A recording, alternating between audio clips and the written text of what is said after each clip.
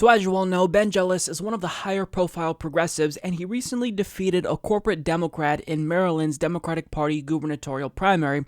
So now he's set to face off against the Republican governor, who's the incumbent, Larry Hogan, and some Democrats aren't too enthusiastic about him winning, and some are even refusing to endorse him, and they've gone out of their way to even praise the state's Republican governor. As Robert McCartney of the Washington Post reports, Maryland gubernatorial nominee Ben Jealous needs all the help he can get to unseat incumbent Governor Larry Hogan, but he's facing resistance from some fellow Democrats uneasy with his left-wing platform. Montgomery County Executive Isaiah Leggett is declining to endorse Jealous for now because of concerns that Jealous's positions on taxes, school funding, and Amazon.com's second headquarters would penalize Leggett's constituents in the state's most populous jurisdiction. Long-serving Senate President Thomas V. Mike Miller Jr., an influential moderate, offered only tepid backing for Jealous while praising Hogan for governing from the middle. Other top Maryland Democrats, while voicing strong support for Jealous, disagree with him on issues such as his support for state-based single-payer healthcare. They include U.S. Senator Benjamin Cardin, Representative Dutch Ruppersberger, and House Speaker Michael E. Bush, all of whom say they favor the goal of universal healthcare but question whether Maryland can afford it. Now, some party leaders are urging Jealous to soften his stances to improve his chances of beating Hogan, who enjoys high ratings in opinion polls. In addition to supporting Medicare for all, Jealous favors debt-free college, a 29% increase in teachers' pay, shrinking the prison population, and legalizing marijuana.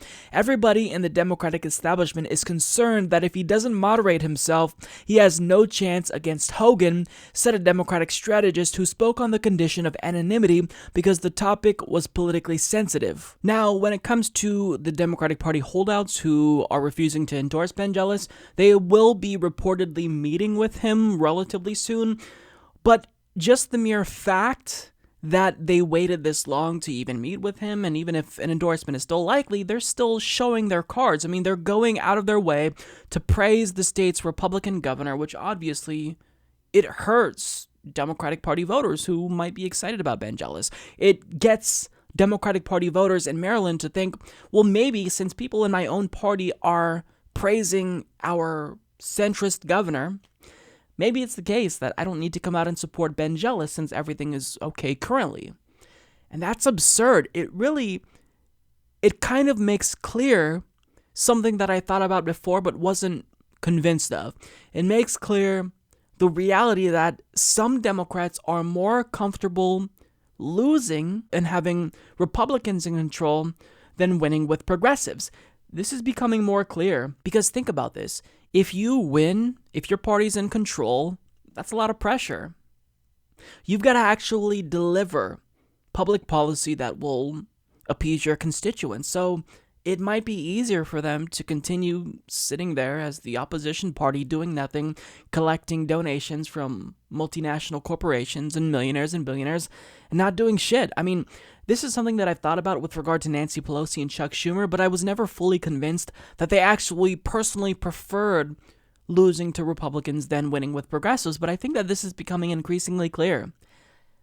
They might not really be interested in winning. Now, again, I can only speculate about the intentions of some individuals, and certainly if I brought this argument to Nancy Pelosi, Chuck Schumer, and some of the Democrats quoted here in this article, they'd say, no, they'd vociferously deny that accusation, right? But you have to look at their actions. Actions speak volumes, and if they really wanted to win, you'd think that they'd learn from the 2016 election and just run unapologetically progressive candidates and embrace progressivism, embrace people like Ben Jealous who are carrying on the mantle of Bernie Sanders. But they're not only not embracing them, they are shunning them. In races all across the country, the DCCC and Democratic Party establishment, they are backing corporate Democrats over progressives. I mean, look at the race in Colorado between Jason Crow and Levi Tillemann. Steny Hoyer literally tried to bully Levi Tillemann out of that particular race because he thought that the corporate Democrat had the better chance of winning because he was collecting more money.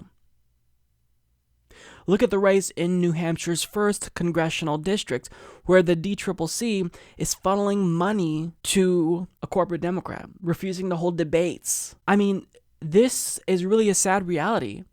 So either the Democratic Party is painfully stupid because they continue listening to idiotic Democratic Party strategists who couldn't tell their asshole from their own elbow, or they just simply don't want to win, and they're playing dumb on purpose.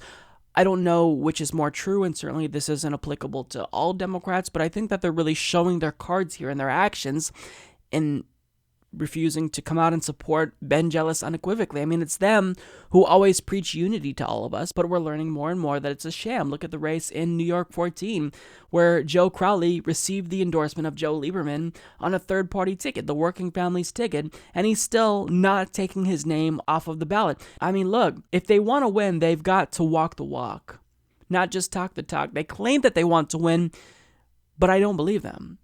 And think about the Democratic Party strategist, that quote, the anonymous Democratic Party strategist, who said everybody in the Democratic establishment is concerned that if he doesn't moderate himself, meaning Ben Jealous, he has no chance against Hogan. But do you not get the fact that progressive policies are overwhelmingly popular? All of these policy issues that people like Ben Jealous are promoting, they're popular. Medicare for all, tuition-free public colleges and universities, legalizing marijuana. These are things that will actually excite the base. Every single campaign between a Democrat and a conservative is always going to be a get-out-the-vote campaign. It's always going to be a get-out-the-vote campaign. The Democratic Party's electoral success is always contingent on how many voters they galvanize to get out and vote for them every single time. But in refusing to endorse Ben Jealous, or at least voicing reluctance to endorse him, they're showing, well, maybe it might be easier for them to just lose and have a Republican in charge, since a Republican might be easier to work with, since he'll be less offensive to the ideas of their corporate donors than someone like Ben Jealous, who doesn't take corporate money. So it's just really, it's disheartening to see the Democratic Party so resistant to change. They call themselves the resistance, but they're only resistant to progressive policy ideas. And it's all the more reason why we can't just push the party to the left. We have to take it over and clean house. Every single individual in the Democratic Party establishment currently needs to be out of a job if we ever stand a chance or want to stand a chance against Republicans again. Support this podcast by becoming a patron at patreon.com/Humanist Report.